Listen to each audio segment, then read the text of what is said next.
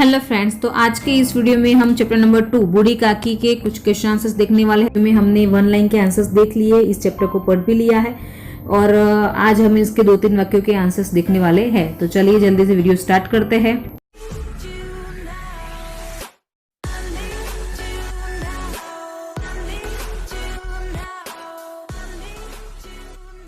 Number 1, बूढ़ी काकी कब रोती थी? तो इसका उत्तर आता है, बूढ़ी काकी में जीभ के स्वाद के सिवा कोई चेष्टा शेष नहीं थी।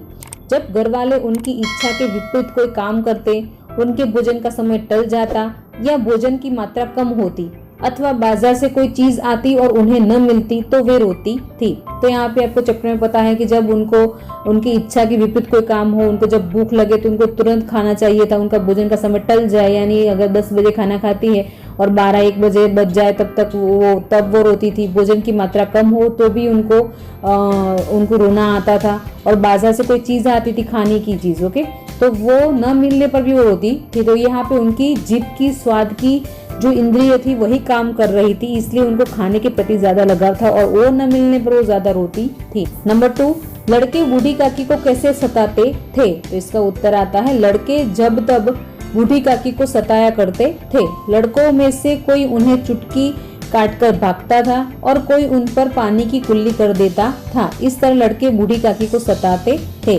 तो यहाँ पे ये भी दिखाया है कि घर के बड़े जो होते हैं वो उनकी एल्डर लोग, उनके भी जो माता पिता होते हैं, चाचा चाची होते हैं, उनकी रिस्पेक्ट नहीं करते।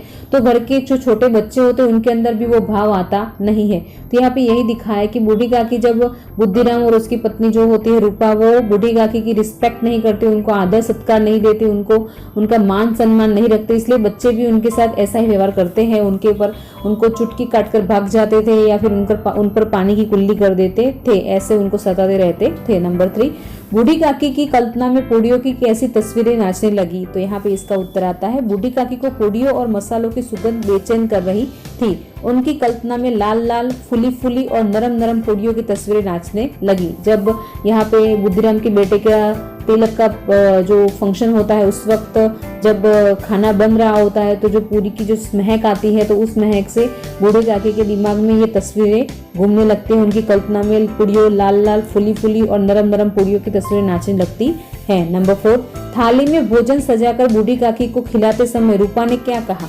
तो इसका उत्तर आता है, बूढ़ी काकी को जूठे पतलों से पूड़ियों के टुकड़े खाते हुए देखकर रूपा को बहुत ग्लानि हुई। उसने थाली में भोजन सजाकर बूढ़ी काकी के सामने रखा और कहा, काकी उठो, भोजन कर लो, मुझसे आज बड़ी भूल हुई, उसका बुरा न मानना, परमात्मा से प्रार्थना कर दो कि वे मेरा अपराध क्षमा कर दे।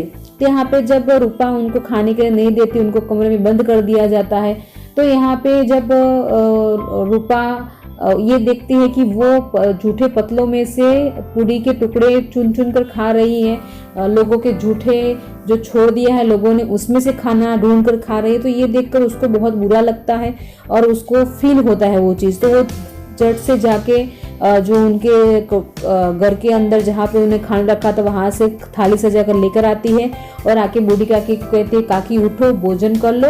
और वो कहते हैं कि मुझसे आज बहुत बड़ी भूल हो गई और परमात्मा से यह भी प्रार्थना कर लो कि वो मेरा अपराध क्षमा कर दे और उसकी सजा मेरे बच्चों को ना दे, ऐसा वो कहती है। नंबर 5, बुद्धिराम ने बूढ़ी काकी की संपत्ति कैसे हथिया ली थी? तो इसका उत्तर आता है, बूढ़ी काकी के परिवार में अपने भतीजे बुद्धिराम के सिवा कोई दूसरा न था। बुद्धिराम ने बूढ़ी काकी से खूब लंबे चौड़े वादे किए और उन्हें तरह तरह के सज्जबाग दिखाए। बूढ़ी काकी उसके झांसे में आ गई।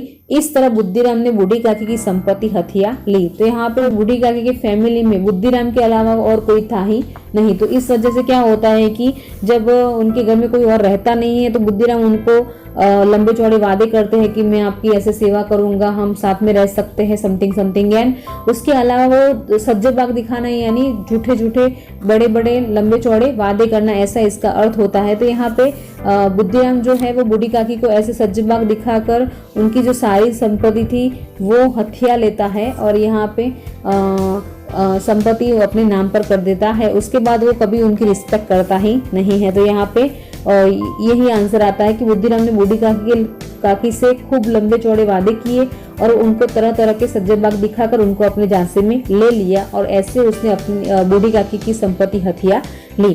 तो यहाँ पे फ्रेंड्स मित्रों, यहाँ पे हमारे 2 लाइन के आंसर सारे खत्म होते हैं और हमने 1 लाइन के आंसर सारे देख लिए हैं।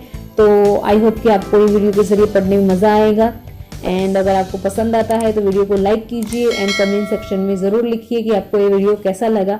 Thank you so much for watching this video and thank you so much for joining this channel.